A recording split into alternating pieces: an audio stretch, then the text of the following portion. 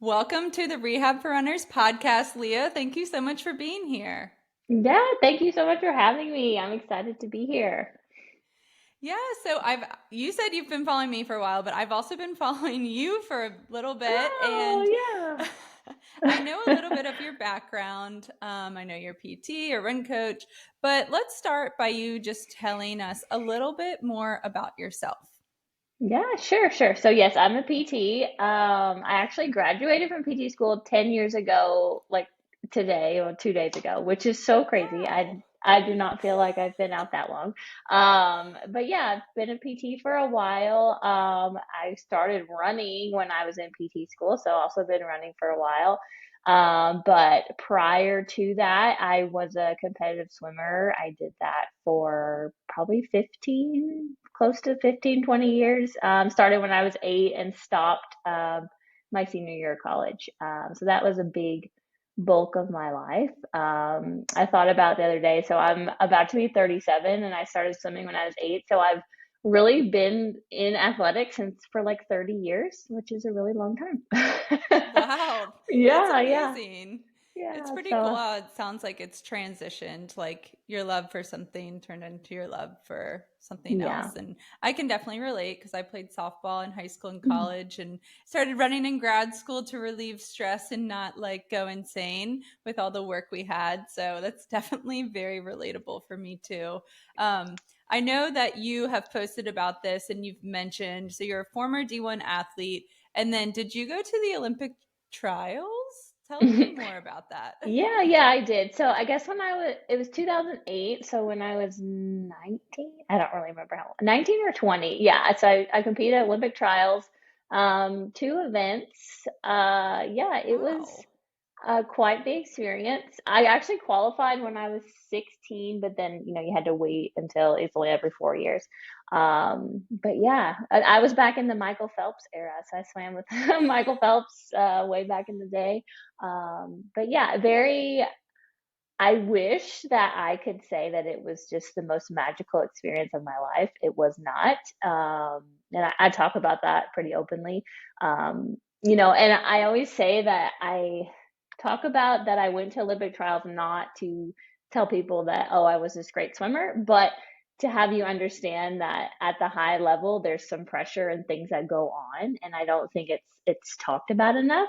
And I think it applies to all the levels of running and just athletics in general. There's just a lot of pressure and a lot of things that go unspoken that kind of lead to harder things down the road, and it doesn't have to be that way. Yeah, So, definitely. I mean, yeah. especially when you're younger and like, you're saying like 18, 19, or 20, like Yeah. that's pretty young. So would you say like you took a lot of that pressure into your running journey? Oh, yeah. I mean, the first 5 years that I did my first I jumped right into a marathon. Don't recommend, but I had no idea what I was doing. I just was like, oh, I'll sign up for a half marathon, and then 3 months later, I did the half, and then I thought, oh, well, I'm halfway there. I might as well just go ahead and do the full. Again, don't recommend. Not my advice now. So I jumped right into it and definitely was kind of covering up all the things that I was really struggling with when I swam. They carried right over into running. Um, Definitely was using it as a clutch to kind of earn my value still. I felt like if I didn't have this, then I wasn't worth anything and I couldn't let it go. Um, and yeah, the first 5 years I would say of running were not good. And then it kind of got even worse in the past couple years. Things are better now, but yeah, I talk a lot about how that feeling of needing to earn value in things led me to have panic attacks during races. Um, didn't even realize that was what was going on. Yeah, so definitely a unhealthy relationship with running that I carried from my swimming career into it. Um, Wow. Yeah, that's something I'm sure a lot of people can actually relate to, and I'm glad you're past yeah. that point to the point where you can like reflect on it and help others who are in the same position. So would you say that there was a tipping point to the point where you were like something has to change? Were you working with a coach then or like kind of walk us Yeah. through that process? Yeah, so really what happened was it was Chicago of 2021. Yeah, it was the first one after COVID. And it was my first marathon after I have a 4-year-old son. So it was my first like postpartum marathon, but he was about 2 years old at that time. So it wasn't fresh out of, fresh into motherhood. But yeah, so trained well for the race. Everything was good. And about, I'd say mile 6 or so, I started to get this strange, like really flushed feeling. And I didn't know. I thought maybe I need to take a gel. It was warm that year, so, didn't think anything of it. Well, it got worse and worse and worse. And my heart rate was in close to the 200s. I had to stop at the medic tent. And, they Wow. checked me. Everything was fine, but I think I ended up running an hour slower than my previous marathon time. So in hindsight, I should have just walked off the course. But in one of those situations where it's a big race, I just felt like I couldn't, which you totally can. If you need to stop, it's okay. But I probably shouldn't have done it. But anyways, so that happened. I did not realize that that was a panic attack at the time. So my solution was, let's work harder. Let's do more miles. Let's do all the things even harder than I had been doing, which wasn't the solution. So came back again in 2022, did Chicago again. The exact same thing happened. And this time I stopped at the medic tent. I think it was around mile like 16, I think. And this is really neat. So I didn't know this. So I walked over to the medic tent and they kind of looked at me and then they like flagged somebody over and somebody with psych on their shirt, like on the little bibs that they wear, came over to me and, she said, I think you're having a panic attack. I had no idea that they had psychiatric services, on the course. So she kind of helped me and there's a lot more to that story, but she kind of helped me, made me feel better. She wouldn't let me go until I had calmed down. I finished the race again. I really think I probably should have walked off the course, but I was by myself. None of my family was there, so I was afraid, like, how do I get back, what do I do, so I just kept Mhm. going. But yeah, another hour on my marathon time after that. I had trained perfectly, many, many miles. And so at that point, I was like, okay, something has to change because it's not about me not putting the training in, not being strong enough, none of those things. I needed help. So yeah, that was basically the final straw for me. So that was 2022. Um, Basically got home, started Googling therapists and started going to therapy for the first time, and it was life changing for sure. And I just don't think that enough people talk about that happens in races, and I think it happens way more than we think. And a lot of times if I post something just on my stories about anxiety or panic when running, I get so many messages and they say, what does it feel like? And I'll kind of describe it to them and they say, oh my gosh, I feel the same thing. And I always think, oh, I need to be tougher. I need to work harder. And that's not what it is. Like, that's not what it is at all. Yeah, Yeah. definitely. And I think that's really cool that they had that in Chicago. I mean, Yeah. that's really nice because then you're like, oh, that's what it is. Like, I don't just have to go home and like run more miles because that's probably what it Yeah. sounds like you would have done. Like, you would have been like, I just got Mhm. to train harder. I got to work harder. I got to move past this feeling.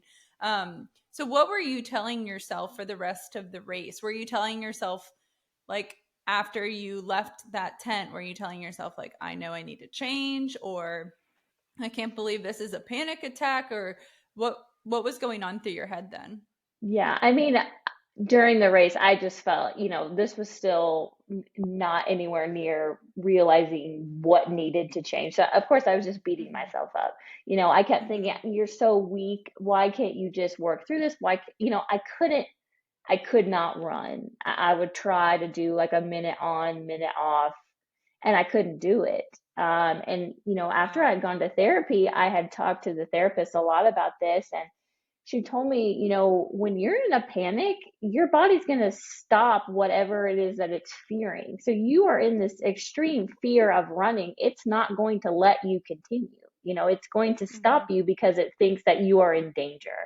And that was so eye-opening to me. And that's something that I really started to carry over into all of my runs, because I would feel this kind of like flush and panic feeling maybe before like a speed workout, or you get to those big 20 milers before the marathon, and I would have to really be like, what are you fearing right now? What is this Hmm. that is making you feel this way? And a lot of times it comes down to you just don't want to fail. And we feel like if we don't do this, if we don't make this run, if we don't hit this pace, then that means we're a failure in everything that we do. And it just doesn't, those two have no correlation to each other.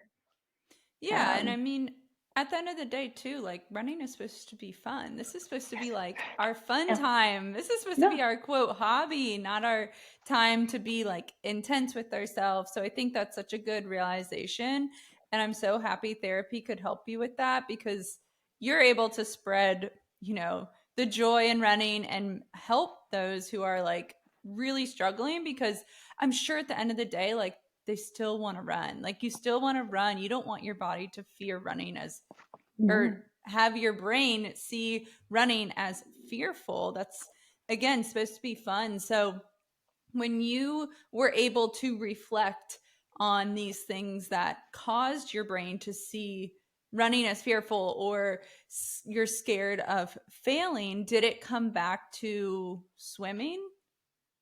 Oh, yeah, definitely. And it really came back to that whole idea that my value and my worth was wrapped up into my performance.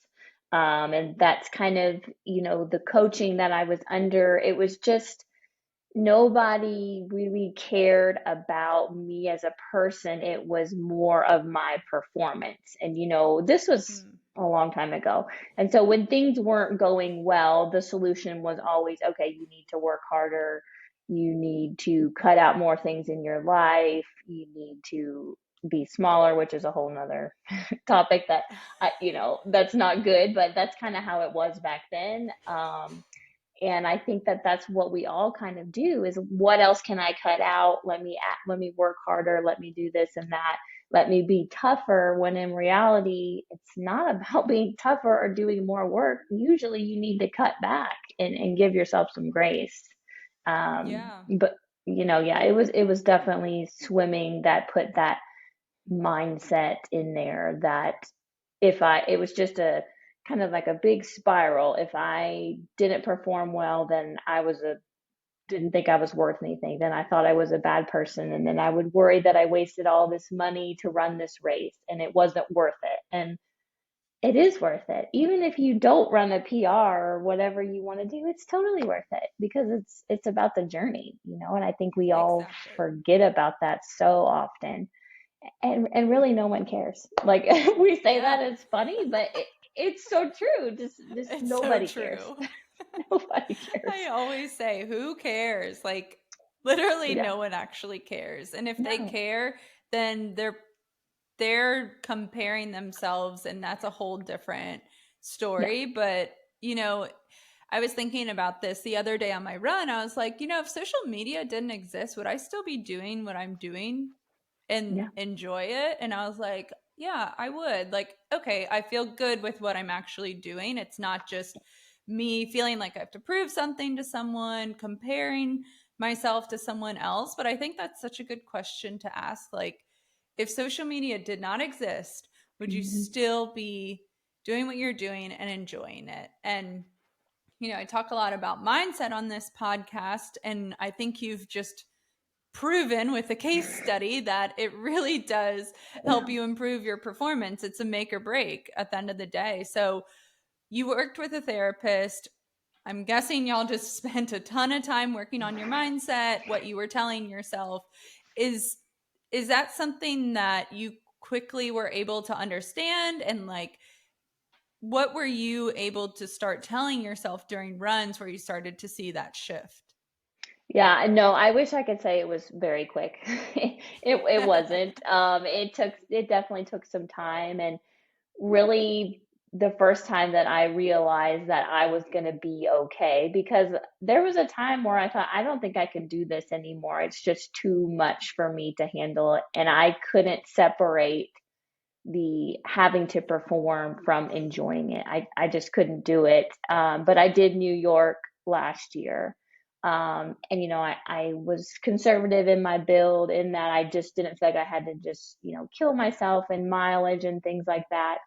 And I did not run a PR. The last 6 miles were so painful. I wasn't panicking, but that's just how it Hmm. goes. But I had the best time, and I never felt that feeling that I was just spiraling out of control. And that was kind of like the breaking point, that I thought, okay, I can not run fast and still be happy and still be proud. And I was Hmm. actually thankful that I didn't run a PR, because it showed me that it's okay, that you can still Yeah. have fun and enjoy it and be proud of where I had come from, and not have to worry about that time. Um, and And so that's those, huge. yeah, yeah, it really is. And I think that, especially with social media, like you said, it's so easy to get wrapped up in and see, race recaps and things like that, where everything goes perfectly. And it doesn't have to go perfectly for you to be proud of Hmm. it, by any Yeah. means. And that's so true. And I think when we think about improving performance, the first thing that comes to our head is a PR and Yeah. speed. But Hmm. there's so many other things that go into your performance. And again, it's all about the journey. You were pushing yourself probably so hard during all of those runs before. So maybe you were running faster, but it wasn't necessarily the best thing for you, because now that you've changed your mindset, you've changed your training, you're able to run, a lot smarter. You're able to see when, check in on those signs, maybe if you're feeling burnt out, and then also just be able to relax and enjoy the race. Like that's Yeah. something that I'm actually working on a lot, because I think, for me, just from a personal standpoint, from that competitive background, it's like, oh, it's a race. I have to go out as hard as I can. Like, party pace is something I'm definitely working on. I will say I have fun during races, but Yeah. just seeing it as a I'm racing it, or why would I do it at all sort of situation. But I think it just goes to show, like, there's so many things that go into your performance. And if you're stressing yourself out and not having fun, that's really, again, defeating the point of why we are doing this. Yeah, absolutely. And, I say this a lot, but I haven't gotten faster than I was 6 years ago, I guess was the last time I got a marathon PR. Hmm. And I am so much better off, in such a better place than I was. So if you're not getting faster, that does not mean that you are not getting better. Those two do not go together. My entire mindset, and it was to the point where that kind of mindset was bleeding over into my entire life, and it was having repercussions on my home life. My husband could tell that I was upset all the time, and everything, it was all going together. And so I just say that to anyone, that if you aren't getting faster, again, that is not the only judge of improvement. There's so many ways to know that you're getting better, and it doesn't have to be about the time. And that's why we run. It's not about the time. It's a life journey. It truly is. And I always say Hmm. that running is so much more than running, because it Yeah. is. Oh, 100%. Yeah. I definitely get that. I was just thinking, actually, today, I was like, wow, I'm so much more productive when I run. Yeah. Oh, definitely. Yeah. I mean, I have a little boy. I get up at 4:15 in the morning, and I truly enjoy it. I get up, I drink coffee, I sit there for a minute, then I go for a run. I basically have these 3 hours before he gets up and I have to do anything else. And I look forward to it now. And I couldn't say that, 3 years ago. It was something that I dreaded, to get up and to run, which I don't want to run every day, trust me. Like, there are Yeah. days when I don't want to run. But that entire just, lifestyle around it is what I enjoy. And Yeah. that's really my ultimate goal is longevity. I want to do this forever. I don't care about the pace. I mean, I do, but I don't. Right, right. Yeah. It's one of those things I call paste icing on the cake. Like it's Yeah. nice, but it's not Yeah. the entire picture. Like again, it just goes back to who cares? Like if you're running a race and, say you work so hard, you're beating yourself up, you're burning out, you run as fast as you can, even if you PR, 2 seconds later, no one cares. Like No. nobody cares. They'll be like, "Oh, good job. Okay, moving on." Like Yeah. it's really you versus you in this situation. And Yeah, I think that's definitely. really important to note. Yeah, I mean, I don't even know if my husband knows my marathon PR. I mean, it's not that he's not involved or supportive, but he does not know what that he's not a runner. Like, it doesn't faze him at Yeah. all. He's gonna be proud of me regardless of what I do. And, Mhm. I think people think about that when they run. They think, "Oh no, what's going to happen when I finish and I don't go this time?" Absolutely nothing's going Mhm. to happen. The race is going to end and you're going to go home. That's it. Exactly. And they're going to be End like, of "Wow, story. you ran that distance? That's amazing." Yeah. Or "Good for you," because most people don't run. So Yeah. just running is incredible. Yes, Getting yes. out there. Yes. Definitely. Yeah. So I want to go back to when you started running, you started, working with therapists, you started really working on your mindset. And now I want to get a little bit more tactical. So was I know that you were really fixated on like pace and hitting a certain pace each time. Was this something where before, like you would get nervous? You said you dreaded running before. Is it something where you would get nervous about it? Like, I have to hit this certain pace? And then how did that change after? Like, if you can give us some tactical tips, like, did you not run with a watch? Did you run for time? Like, what did that look like? Yeah. I mean, so again, back when I started running, there was no running community on Instagram, which I do love the running community, but there are, sometimes just an overload of information. So I didn't know about running easy. And I actually made a post on this the other day and it went crazy because there were a lot of us that trained for our first marathon. Every single mile was race pace because I Mhm. didn't know any better. And I know there's a lot of talk about, zone two and easy pace, which is absolutely important. But that really helped me take the pressure off that every run didn't have to feel so hard. And so that's a lot of times what I tell people is that use that easy run to help it be enjoyable.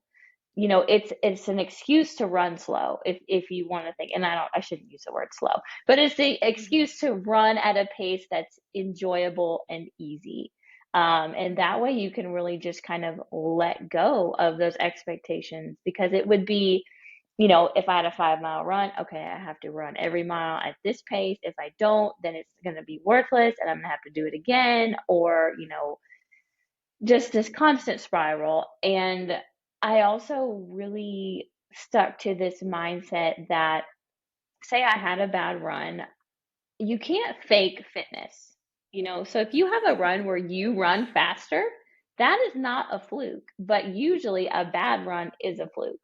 And so I just really had to get that in my mind that, okay, yes, I ran fast this day, but this day was not as good, but that doesn't mean that I lost all that fitness and that fitness wasn't fake, because I was such kind of a pessimist and I thought, oh, I only ran this one time, so I can't ever do it again. And that wasn't real, and wrapping that up into my entire worth was really kind of the downfall of me. But again, I really think that the easy pace is such a key to letting go of all that, not necessarily from the aerobic standpoint, but just the mindset that goes with it that you are allowed to run easy and it's okay. Mhm. Um, Yes.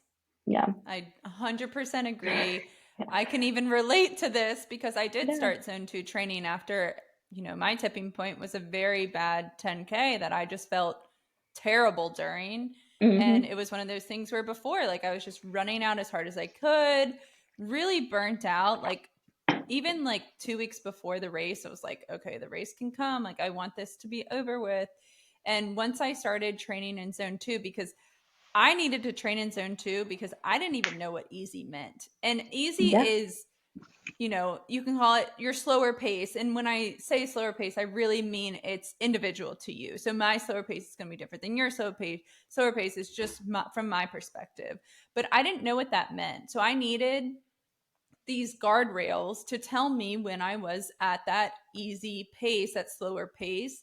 And once I started getting into the groove, I was like, this is fun. Like, what have I been doing this whole time? Like, the pressure is just lifted. It is incredible. Looked forward to my runs. It was seriously like, I think that's why I talk so much about Zone 2, because I was like, wow, that actually made me fall in love with running more than I ever even knew was possible, so I totally get Yes. that. Yeah, I completely agree. Yeah, and that's, yeah, like I said, there's a lot of, statistics that go behind zone two, but really just use it from a mental standpoint to just let yourself feel that pressure off of you, Hmm. it's really important. And that was the biggest change for me, was just kind of letting go of that pace expectation. Um, definitely. Hmm. Yeah, for sure. So fast forward a couple years and you're now in a better mindset. Say you're training for another race. I guess this would be more recently because it was 2022, you said, Yeah. for Chicago. So are you, let's talk about like you working with a coach and like kind of how that is playing out, because as someone who has gone through something, even though you feel like you've completely gone through it and it's in the past, it can still pop up and you can still catch yourself, with certain thoughts in your head, but you are able to kind of distract yourself from it and veer away and go with more positive mindset. But if you're working with a coach, how is that playing out? Because now the coach is seeing like all these different stats about you and you're have the potential to spiral, but how did that Yeah. play out for you? Yeah, that was a big struggle for me because letting someone in to my running was very scary, because it was just another tier for me to feel pressure that I had to make them proud. And that really stems from swimming and how kind of interwoven the coach was with my entire life. And so that's kind of where that came from. But yes, letting someone into my running was really scary. Um, but having a coach, it's really totally up to you and your own personal preference. Um, I always say you could probably buy plans off the internet, like PDFs of whatever, but just having someone in your corner to usually calm you down is what you need. And as long as you have a coach that has that kind of mentality, that's really important, because if there is a coach out there that's getting mad at you for your paces, then please maybe shop somewhere else. Yes. Not to say that, and some people may like that, but if it's bothering you, then please don't engage with that, and maybe just say no, thank you. But yeah, just kind of having someone on your side and in your corner is really what it's about. And if the thought of letting someone in scares you, I think you really have to come back to, why is that? Are you feeling like you have to impress them? Is there something that you're trying to hide? Because that's kind of how I felt, is that I wanted to hide all the bad things, but there really aren't bad runs. It's just all runs are different. All runs have a different purpose, and there's nothing to hide. But that was what for me, is that I felt like I still needed to hide my imperfections.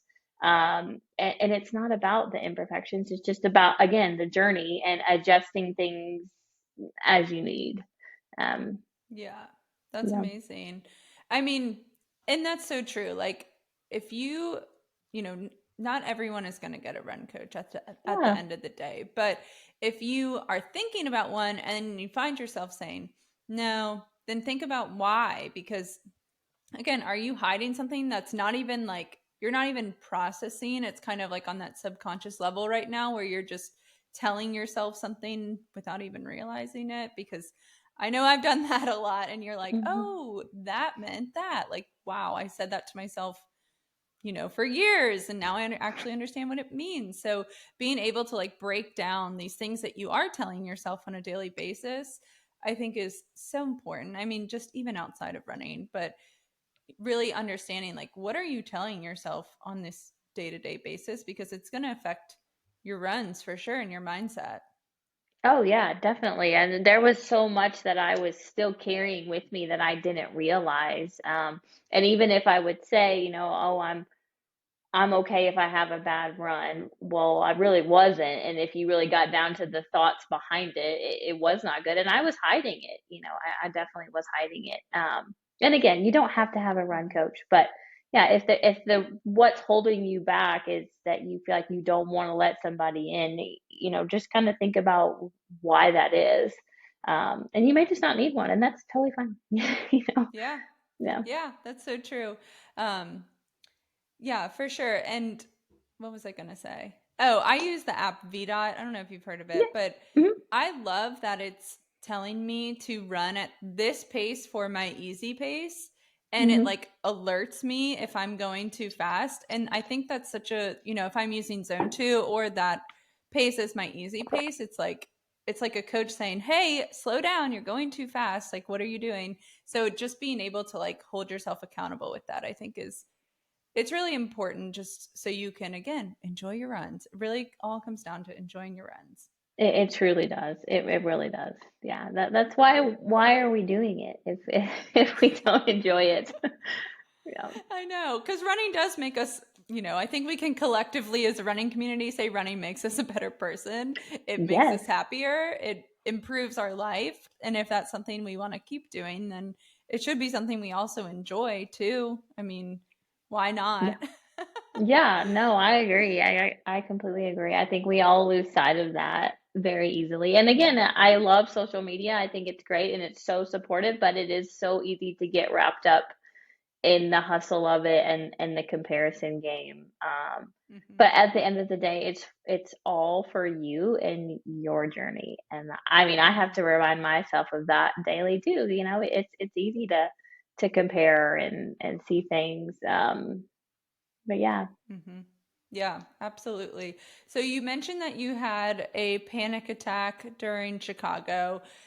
Was New York City the first race? You said it was the first race you actually had fun with, but was it the first race where you got past that panic attack? Or, and, is that something where you had mantras during the race? Or what was your mindset like during the race? Yeah, definitely. So the biggest thing was the pre-race kind of setup. So at the bigger races. So I've really, well, I've done two smaller ones, but I've done Chicago several times and then New York.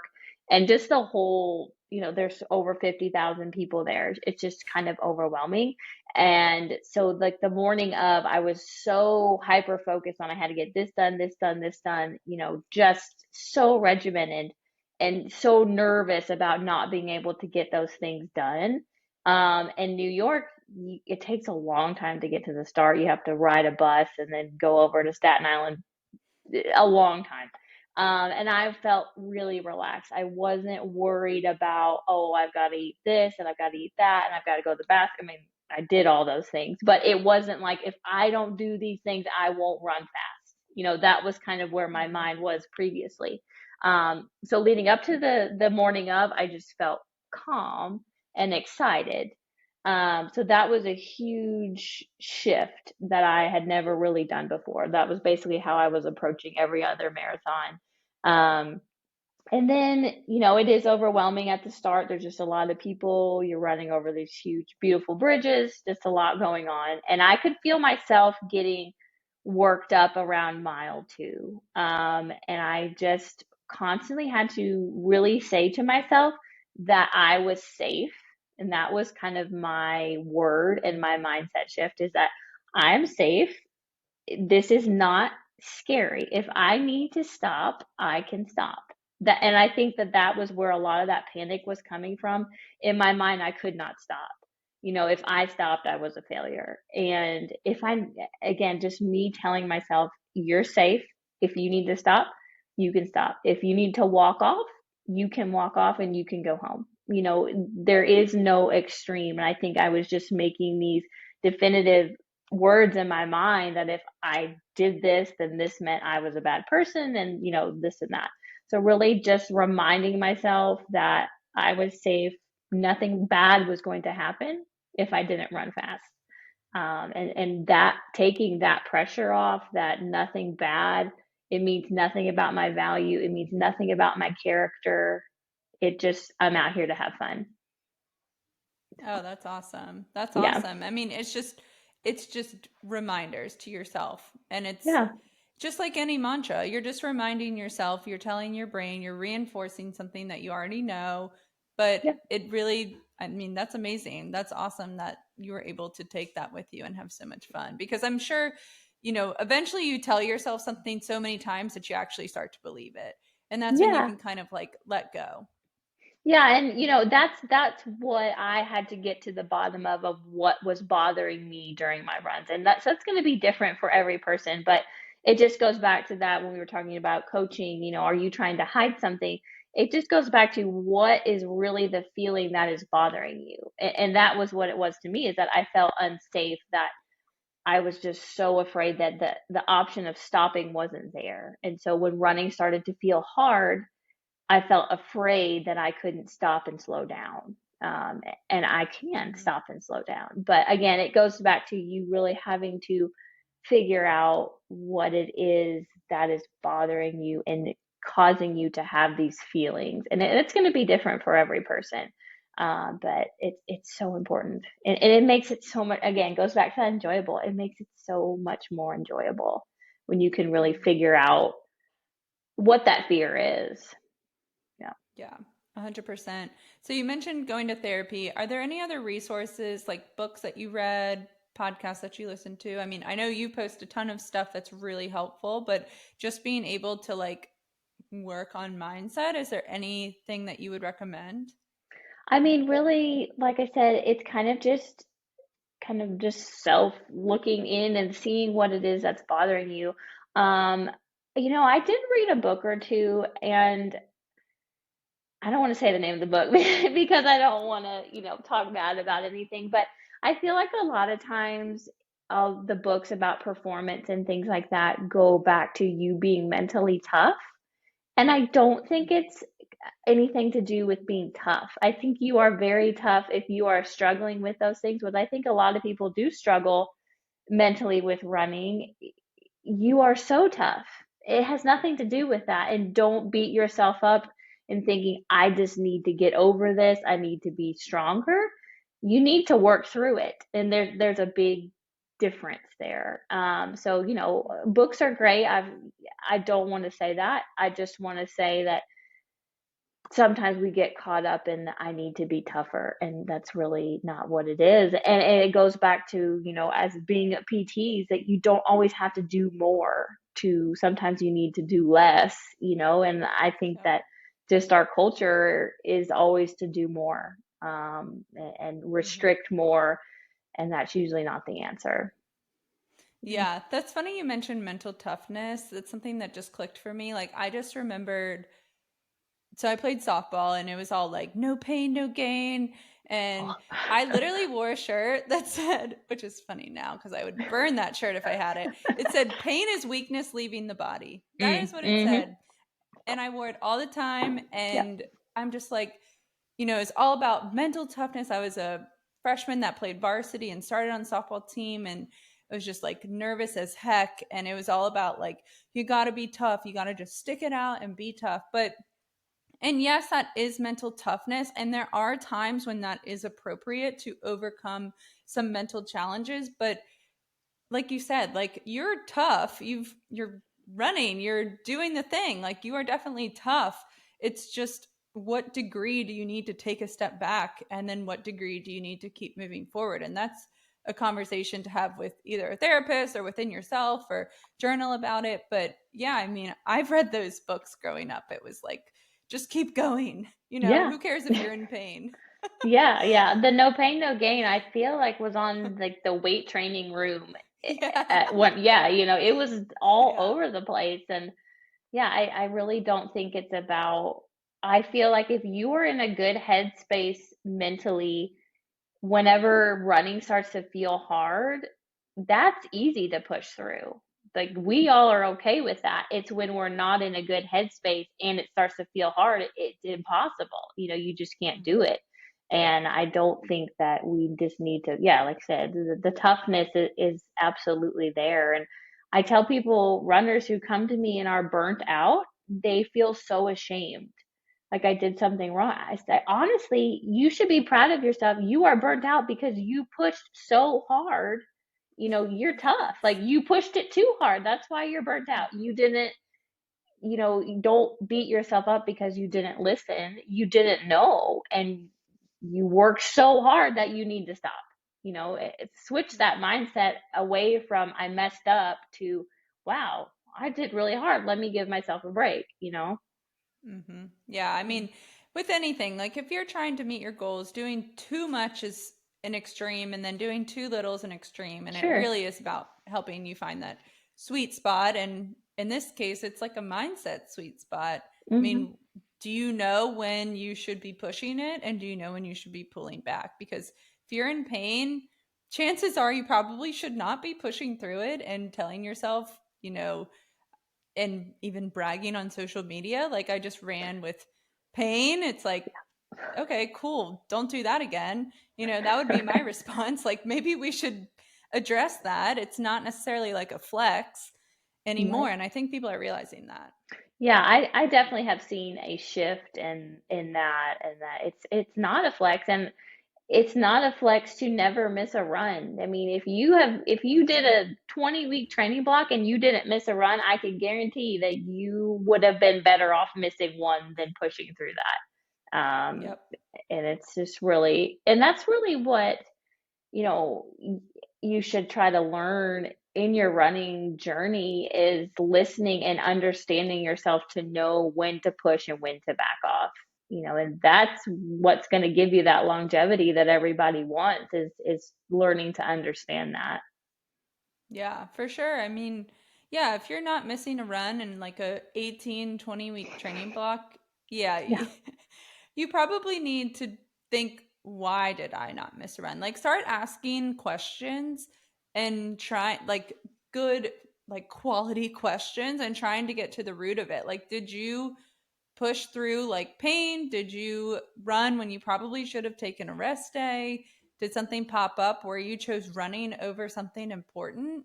Like what is actually going on here? I mean, I know I missed like 10 days out of my training block, but to me, I was totally freaking out because it was my first marathon and I was thinking, I need to make up these miles. Am I actually going to be performing okay? Because I just missed 10 days out of a training block, but it doesn't have to be perfect for you to succeed. No, no, not at all. And you can miss, yeah, there's that visual out there of all the runs in your block and then maybe like the three or four that you missed. It does not make that big of a difference. It really Mm-mm. doesn't. And it's not, schedules are just there as a template and they're meant to be adapted to what you need. They're not there to dictate your entire life, Yep. which we Yep. all are guilty of thinking, myself included. Yeah. One thing that helped me, because I'm learning, flexibility really is like very important to learn when you're a runner, and not like touching your toes flexibility, but like scheduling Right. flexibility. Yeah. And just switching the days that you're running just for the sake of it, just so you don't feel like you have to run because it's a Tuesday. Recently I've been running Monday, Wednesday instead of Tuesday, Thursday. And it's like that little mindset shift is like, oh, okay, that wasn't, anything crazy. That actually felt better that I did it that way or whatever. But just playing around with it just so everything doesn't feel like it has to be so like 100% perfect for you to succeed. I think that is like a very, very, very important lesson. Oh yeah, definitely. It's just it does not have to be perfect and it can't be perfect because our lives. We have so much else Yeah. going on in our lives, and I've trained for I guess I'm on 9 marathons now and every time looked different because what was going on in my life was very different, and what I needed when I was 26 versus when I'm 36 is very, very different. And I think we forget that so often. Yes. Oh, yeah. Well, I want to wrap up by asking you a final question. How do you view running now versus how you viewed it even 5 years ago? Yeah, that's a great question. I mean, I really view it as something that gives me joy and gives me a purpose and gives me back what I give it. And I don't think I felt that back then. I think I was giving it everything I had and it was giving me nothing back because I wasn't allowing it to. And I'm talking about it as it's like a person.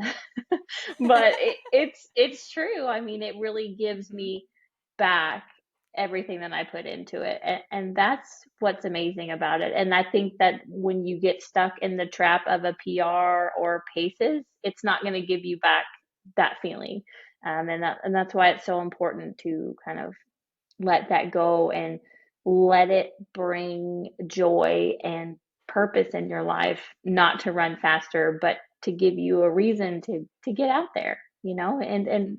change your life. Again, I said it earlier, but just because you're not getting faster has absolutely nothing to do with you not improving. And take it from me, who hasn't improved in 6 years, and I am so much better off than I was 6 years ago. So That's don't awesome. limit yourself in that. Yeah.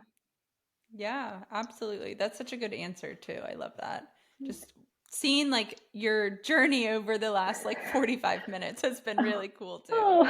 Because I'm sure that someone can relate to this. I'm sure it will help someone. So I just think, we're PTs, we love to help people, but this is in a very different way. And I just think that's really, really cool.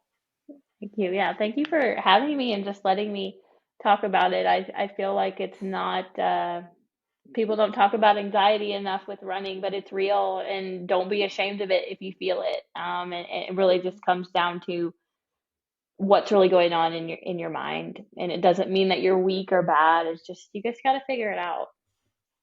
Yep, absolutely. So, Leah, if people want to ask you questions, find you on Instagram because you do Yeah. post some really good stuff. And I think it's stuff that makes me even think, am I doing this? Okay, let me ask myself some questions. But where can people find you on Yeah. Instagram? Yeah. So my handle is leah.runs.dpt. Yeah. Just on Awesome. Instagram, reach out. I always say don't hesitate to reach out. I am I am happy to talk about anything. So here for you guys. Yep. Perfect. Yeah. Perfect. And that will be in the show notes as well. But thank you so much, Leah. Awesome. Thank you for coming Yeah. on and sharing your story. Yeah. Thank you for having me.